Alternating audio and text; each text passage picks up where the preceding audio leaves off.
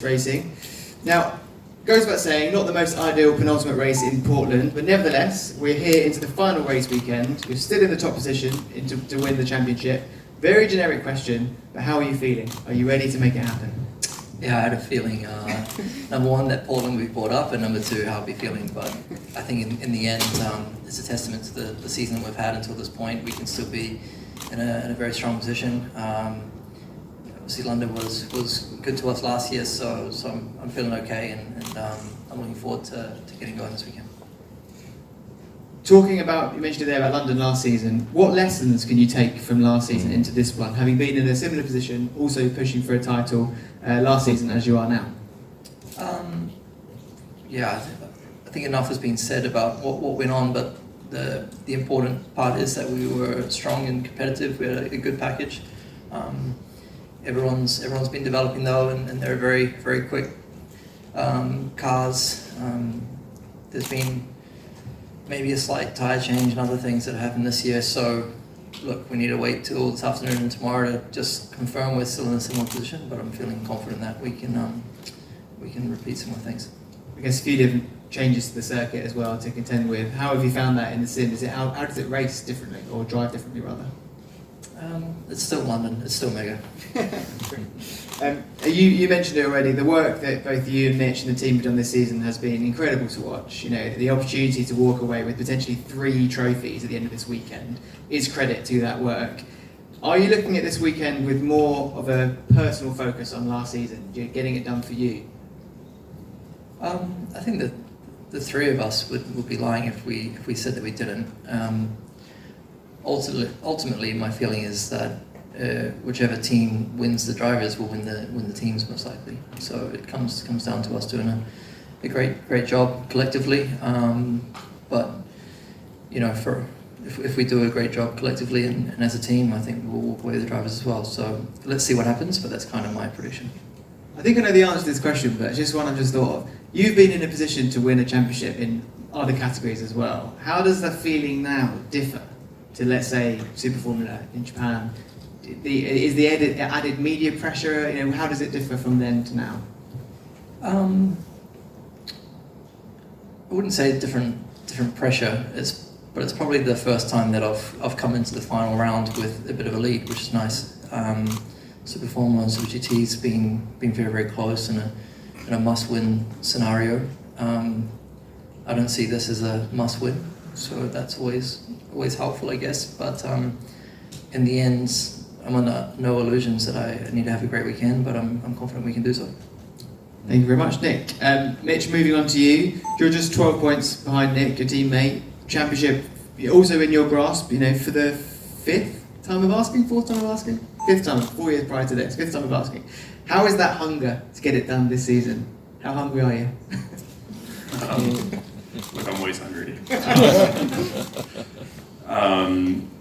Yeah, obviously, I've been in this position quite a few times now, so it doesn't feel too strange. For sure, I mean, I'd be lying if I said if I didn't prefer to be in Nick's shoes. You know, I'm just always the one in contention, but not the one being chased. So as I said, it kind of feels familiar. It's maybe a little bit closer than I've had in the past, which gives me, I guess, a bit of hope. But ultimately, I need to have two strong races. But yeah, for sure, looking back, it's been a up and down season. So to still be in the title fight, it's really good. And I think we just had a really strong year. So last year we had a strong weekend here with the first and the second. So we're confident we'll be competitive again. But you kind of want that confirmation, you know, come practice and qualifying. So but I'm up for the challenge. Obviously, we all really want this, and I'll give it my best and see where we end up Sunday night. James was just mentioning about, you know, the difficulties of navigating the situation that you're in as a team. Has there been any discussions within the team about how best to execute, knowing that there's multiple trophies up for grabs? You know, is it best for the driver to win and the driver to not mess up the teams? Is it get the team sorted and then focus on the drivers on Sunday? Is there any sort of contingency like that that's been talked about? look, yeah, bits and pieces, but I think there's a huge priority that we want to win these teams. That's going to be huge for Jaguar. We've come so close in the past. We were second last year, second in season 7. So I feel like this team really deserves that World Championship, and for Jaguar itself, that's a huge focus. So. But I think we've got to treat it as a normal weekend in a way. Obviously, there's a lot of weight behind it, and there's a lot at stake. But I think we can't micromanage it too much. Just because you can't informally, it's really difficult to do that. So I think if we just approach it as we normally do, I think that should be good enough to one, be quick, and two, manage it correctly in the race to give us both equal opportunities, and I'm sure that if there are calls, they'll be the right ones that will be the best intention for both of us and the team. As it stands, you're level with Pascal on points. Porsche also trying to stop you guys from winning the team's championship. Is there as much of or any focus on what's going on behind as well, what's going on there, and avoiding losing a place? Or even do you feel like there's potentially more responsibility on you than Nick in that case because of being level with Pascal on points? Not really, to be honest. Both of us need to be scoring to be able to, obviously, win this team. So I think we've both got the responsibility. From the driver's point of view, I think if I end up dropping to third or fourth, that doesn't really bother me too much. I'm here to win. We're all here to win, and I've finished second and third too many times. So another one's not gonna. It will definitely be disappointing not to win, but whether it's second or third, it's like doesn't really bother me too much, to be honest. So ultimately, I just want to just give my best shot, score the right amount of points for the team to win the team's World Championship, and hopefully that puts me in a good shape for the drivers. So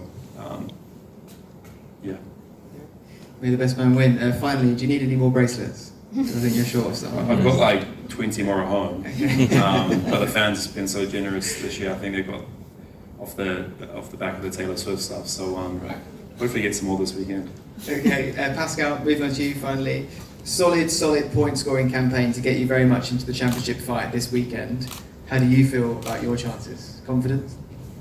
Yeah, definitely. I think we have everything in our own hands, which is great. It's the first time actually for us where we're arriving into the last weekend and have a small gap.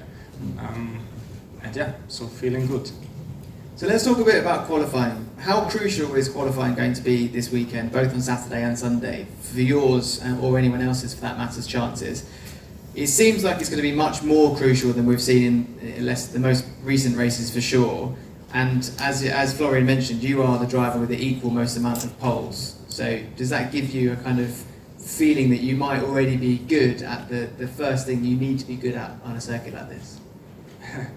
So first of all, I think the Saturday is a bit less important than the Sunday, because on Sunday it will be 3 laps less and therefore a lot less energy saving. So really important to be good on qualifying on Sunday.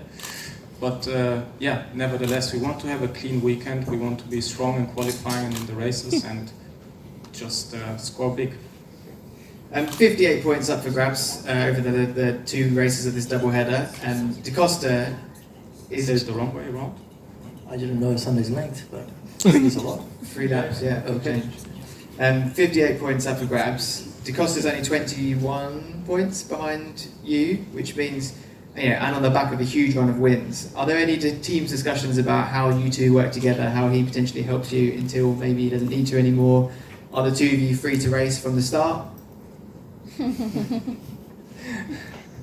It really depends on the situation. So, we're in the fight for all 3 championships as well.